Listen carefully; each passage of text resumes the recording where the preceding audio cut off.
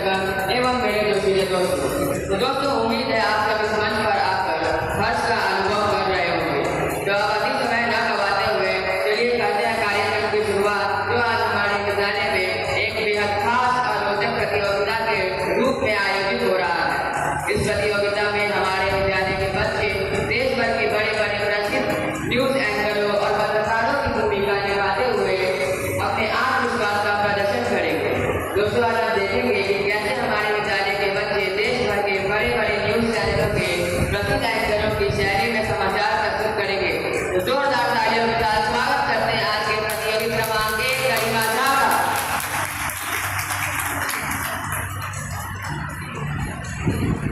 नमस्कार, मैं हूं गरिमा झा और आप देख रहे हैं देश का सबसे बड़ा, सबसे भरोसेमंद और सबसे देश याद की राजनीति में इस वक्त भूचाल है, क्योंकि पिछले कई दिनों से जिस बदलाव की चर्चा हो रही थी, अब वो तस्वीर लगभग साफ दिखाई दे रही है। करीब 2 दशक तक बिहार की राजनीति का सबसे बड़ा चेहरा नीतीश कुमार ने मुख्यमंत्री पद से इस्तीफा दे दिया है और अब बिहार में बीजेपी के नेता सम्राट चौधरी में नई सरकार की शुरुआत हो रही है। जी हाँ, बिहार में पहली बार बीजेपी का अपना मुख्यमंत्री बना है और इसी के साथ राज्य की राजनीति में नए दौर में प्रवेश कर चुकी है। राजधानी पटना में हुए भव्य स्पर्श शहरी समारोह में कई बड़े नेता मौजूद रहे। सरकार ने आते ही प्रेस देना शुरू कर दिया है। सादा कैबिनेट बैठक में सरकार ने करीब 72,000 करोड़ रुपए विकास और इंफ्रास्ट्रक्चर को मंजूरी दी है। सरकार का दावा है कि इससे सड़क, पुल, शिक्षा और टेक्नोलॉजी सेक्टर में भी बड़े बदलाव देखने को मिलेंगे। इतना नहीं, बिहार में AI और डिजिटल टेक्नोलॉजी को बढ़ावा देने की भी तैयारी शुरू हो चुकी है, ताकि युवाओं को नए अवसर मिल सके और राज्य की तकनीकी रूप से भी मजबूत हो सके। लेकिन सबसे बड़ा सवाल, क्या चेहरा बदलने से बिहार की तस्वीर बदलेगी? क्या युवाओं को रोजगार मिलेगा? और क्या बिहार अब विकास की नई रफ्तार पकड़ पाएगा? उधर विपक्ष लगातार सरकार पर हमलावर है, तो नई सरकार का दावा है कि अब बिहार में विकास और भी तेज होगा। फिलहाल बिहार की राजनीति में बदलाव का ये दौर आने वाले दिनों में और भी दिलचस्प होने वाला है। तमाम बड़ी खबरों के लिए देखते रहिए आज तक। कैमरा पर्सन रश्मि के साथ मैं गरिमा झा। धन्यवाद गरिमा झा आपकी इस प्रस्तुति के लिए। अब आने वाले हैं प्रतियोगी क्रमांक 2 आशुतोष। जोरदार तालियों से उनका स्वागत कीजिए। नमस्कार, मैं आशुतोष कुमार और आप देख रहे हैं न्यूज की पाठशाला। आज स्कूल के इस मंच पर कोई शोर शराबा नहीं होगा, कोई चिल्लाएगा नहीं। आज यहाँ सिर्फ तथ्यों की बातें होगी और उन खबरों का विश्लेषण होगा जिसे आप और हम मिलेंगे। तो चलिए शुरू करते हैं आज की क्लास। दोस्तों, इस प्रतियोगिता के बहाने मैं आपको थोड़ा पीछे ले जाना चाहता हूँ। याद कीजिए वो समय जब पूरी दुनिया भारत की ओर देख रही है। G20 शिखर सम्मेलन का वो वक्त जब सब कह रहे थे क्या भारत इतने बड़े देशों को एक देश पर ला पाएगा? क्या दिल्ली के घोषणा पत्र पर सभी देशों की सहमति बन पाएगी? लेकिन भारत ने क्या किया? उसने न सभी देशों को दिशा दिखाई, बल्कि दूसरे का वो संदेश दिया जिसे आज बड़े बड़े सुपर पावर की मांग है। वो खबर सिर्फ एक इवेंट नहीं थी, भारत को विश्व लीडर बनाने की एक उम्र, लेकिन पाठशाला में सिर्फ इतिहास नहीं पढ़ा जाता, यहाँ भविष्य की तैयारी होती है। इसलिए आज की सबसे बड़ी खबर यह है कि तकनीकी और AI के इस युग में हमारा एजुकेशन सिस्टम किस तरफ जा रहा है। क्या हम सिर्फ डिग्री लेके रह जा रहे हैं या स्किल इंडिया की ओर बढ़ रहे हैं? आज होगी इस पर चर्चा। धन्यवाद। आज के लिए बहुत बहुत धन्यवाद आशुतोष आपकी इस प्रस्तुति के लिए। अब आने वाले हैं प्रतियोगी क्रमांक 3 स्तुति झा। जोरदार तालियों से उनका स्वागत कीजिए।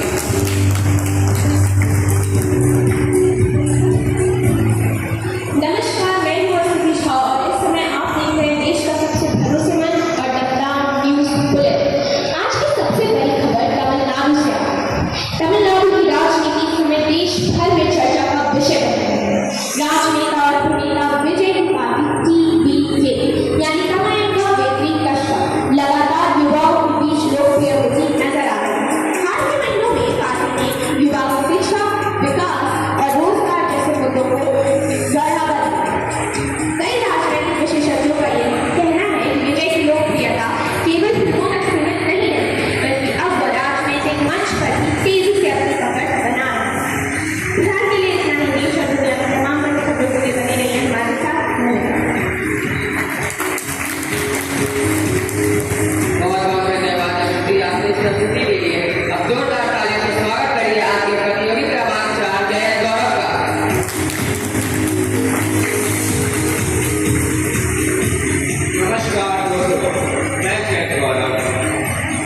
इंडिया टुडे चैनल से। आज मैं आपका स्वागत करता हूँ हमारे शो सीधी बात में। आज का हमारा सवाल ये है कि क्या सादगी और बचत करना सिर्फ आम जनता के लिए है? हाल ही में हमारे प्रधानमंत्री श्री नरेंद्र मोदी ने हमसे बचत और सादगी अपनाने की अपील की है, लेकिन लोगों में भ्रम की बहुत तेजी से बढ़ रही है। हमसे विकास के बड़े बड़े वादे करते हैं और चुनाव के दौरान वो बड़े रोड शो हेलीकॉप्टर रैलियां भी करते हैं। उस समय तो सादगी की चर्चा नहीं थी, लेकिन अब जब तेल की कीमतें बढ़ रही है तो जनता से बलिदान मांगा जा रहा है। जब देश संकट में था तब जनता ने मदद की थी, लेकिन अब जब जनता संकट में है तब सरकार जनता से मदद क्यों मांग रही है?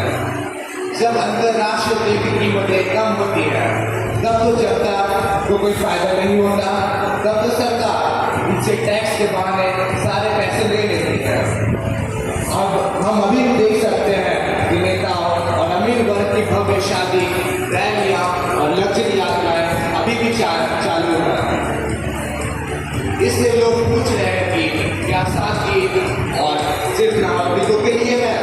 हालांकि प्रधानमंत्री और कुछ नेताओं द्वारा काफिले क्लब करने जैसे पहलुओं की सराहना की गई है, लेकिन सवाल यह है कि क्या ये स्थायी बदलाव होगा या सिर्फ हवा? हमारे समाचार का मुख्य संदेश ये है कि जनता बलिदान देने से पीछे नहीं हटती, लेकिन वह बचना चाहती है। अगर सरकार सादगी की बात करती है तो नेताओं और अधिकारियों को खुद का उदाहरण लेना होगा। अंत में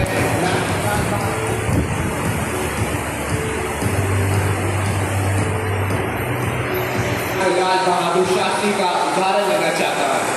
जब उन्होंने जनता से सादगी अपनाने की अपील की तो जनता ने उन पर भरोसा किया, क्योंकि वो जानते थे कि वे एक ऐसे नेता की बात मान रहे हैं जिन्होंने जिंदगी भर खुद सादगी से जिया है। संदेश साफ है, सादगी सिर्फ चर्चा के लिए नहीं। आज के लिए इतना ही। मैं जय गौरव, कैमरामैन हर्षवर्धन के साथ लाई। जय हिंद। बहुत बहुत धन्यवाद जय गौरव आपकी इस प्रस्तुति के लिए।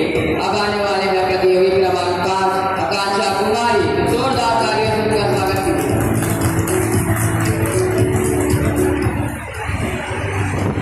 पश्चिम बंगाल में नए मुख्यमंत्री के चयन के बाद बड़ी राजनीतिक हलचल। नमस्कार, आप देख रहे हैं एजेंडा पर मीनाक्षी घोष। बात आ सबसे पहले कहानी में पश्चिम बंगाल में सरकार बदलने के साथ साथ सिस्टम बदलने की भी प्रक्रिया शुरू हो गई है। अब तक जिस दल का कल्चर पश्चिम बंगाल में काम कर रहा था, धीरे धीरे सबके पेच कसते दिखाई दे रहे हैं। शुभेंदु अधिकारी ने पश्चिम बंगाल को यूपी की तर्ज पर लॉ एंड ऑर्डर को दुरुस्त करना शुरू कर दिया है। बंगाल में भय के खात्मे के लिए ऑपरेशन शुरू हो गया और शुरुआत फलता से हुई। फलता जहां 21 मई को वोटिंग और रिपोर्टिंग की प्रक्रिया हुई। सवाल सिर्फ वोटिंग का नहीं है, सवाल बंगाल की बदलती राजनीति का है। सवाल इस माहौल का है जहां अब सत्ता के साथ साथ सिस्टम में भी बहस तेज हो रही है। इसी बीच कई इलाकों में तनाव की स्थिति देखने को मिल रही है, जिसके बाद सिक्योरिटी को और ज्यादा बढ़ा दिया गया है। विपक्ष लगातार सरकार पर निशाना साध रही है, वहीं दूसरी ओर सरकार हर हाल में स्थिति को नियंत्रण में होने का दावा कर रही है। और इसी बीच अभिनेत्री और सांसद कंगना रनौत ने भी इस पूरे मामले पर अपनी प्रतिक्रिया दी है। उन्होंने कानून व्यवस्था और सुरक्षा को लेकर चिंता जताई है, जिसके बाद यह मुद्दा अब राजनीतिक बहस का बड़ा केंद्र बन चुका है।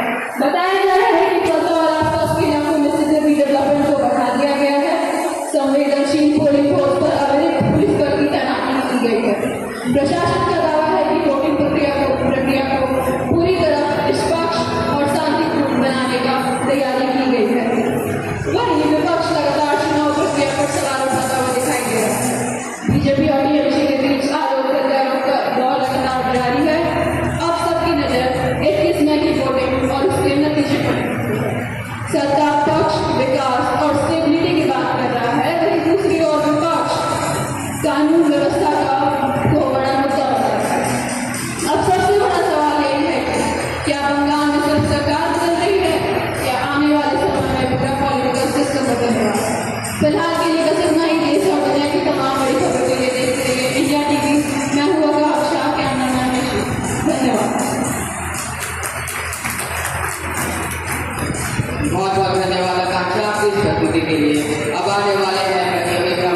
थे शुभ भारद्वाज। जोरदार तालियों से उनका स्वागत कीजिए।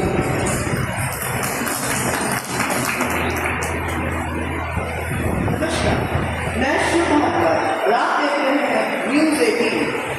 आज हम आपको लेकर चलेंगे उस सच की ओर जिस समय कोरोना भारत में आया था, जिस समय देश की राजनीति, देश की अर्थव्यवस्था, लोगों की जिंदगी, उसने सबको बदल के रख दिया था। कोरोना सिर्फ एक बीमारी नहीं थी, ये पूरे देश बल्कि पूरी दुनिया के लिए एक इम्तिहान थी, जिसमें सरकारें बैठी गई और जनता भी बैठी गई। साल 2026 अब भारत और पूरी दुनिया आगे बढ़ चुकी है, लेकिन कोरोना का अध्याय अभी भी राजनीति के गलियारों में पूछता है। कोई सरकार अपने स्वास्थ्य को लेकर सबसे बड़ी उपलब्धि बता रही है, तो विपक्ष पुराने फैसलों पर सवाल उठा रहा है। चुनावी मंचों से लेकर संसद तक कोरोना आज भी चर्चा का बड़ा मुद्दा है। लेकिन सबसे बड़ा सवाल यह है कि क्या हमने उस समय से कुछ सीखा है? कोरोना के समय से पूरी भारत एवं पूरी दुनिया को यह सीख हुई है कि देश की असली ताकत उसकी सेना या सिर्फ अर्थव्यवस्था नहीं होती, उसकी ताकत असली में उसके डॉक्टर, उसके सफाई कर्मचारी, उनके वैज्ञानिक और जागरूक नागरिक भी होते हैं। जब पूरी दुनिया रुक गई थी, तब भारत ने वैक्सीन बनाकर पूरी दुनिया को एक उम्मीद की किरण दिखाई। जब लोग घरों में बंद थे, तब लाखों युवा ऑनलाइन पढ़ाई कर नई तकनीकों को सीखकर अपने सपनों को पूरा किया। और यही नए भारत की पहचान है। मुश्किलें चाहे कितनी भी कठिन हो, भारत रुकता नहीं, भारत लड़ता है। 2026 का भारत अब पहले से ज्यादा डिजिटल, ज्यादा जागरूक और ज्यादा आत्मनिर्भर हो चुका है। लेकिन साथ में हमें यह भी याद रखना होगा, राजनीति से ऊपर उठकर देश हित और मानवता सबसे जरूरी है, क्योंकि वायरस जाति, धर्म, अमीरी या गरीबी नहीं देखता। तो आज मैं बस आपसे इतना ही कहना चाहता हूँ, अगर देश को मजबूत बनाना है तो सिर्फ बहस नहीं, तैयारी की जरूरत है। बहुत बहुत धन्यवाद शुभ आपने इस तस्वीर के लिए। अब जोरदार तालियों के साथ स्वागत करिए आज के प्रतियोगी क्रमांक सुदीक्षा का।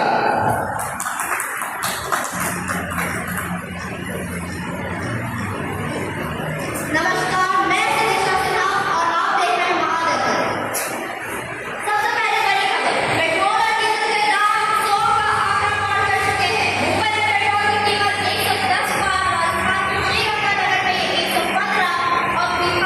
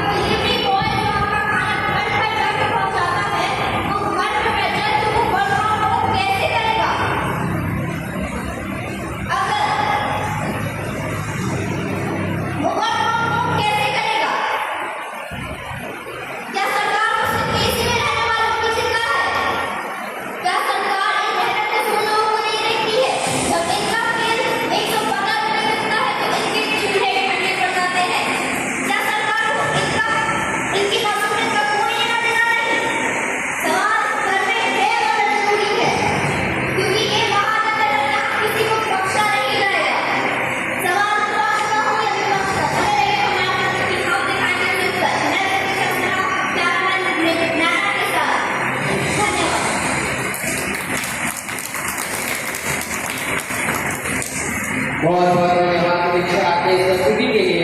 अब आने वाला है प्रतियोगी समाज आर्यन मिश्रा। जोरदार ताली से ताली बजाने में खर्चा लगता है तुम लोग को।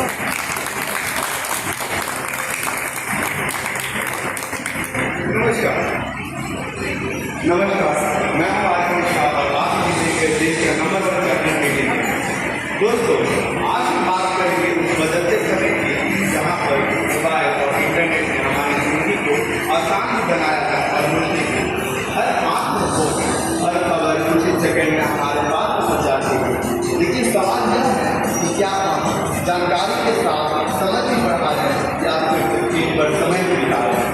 एक समय था जब लोग बैठकर परिवारों के साथ बातें करते थे, लेकिन आज कई घरों में लोग साथ होते हुए भी अपने अपने फोन में व्यस्त रहते हैं। तकनीकी जरूरी है, लेकिन इसका सही उपयोग उससे भी ज़्यादा जरूरी है, क्योंकि बदलाव तभी अच्छे लगते हैं जब वह इंसान को बेहतर बना के उन्हें दूर करे।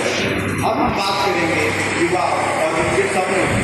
हर युवा अपने जीवन में कुछ बड़ा करना चाहता है, कोई डॉक्टर बनना चाहता है, कोई शिक्षक और या कोई खिलाड़ी।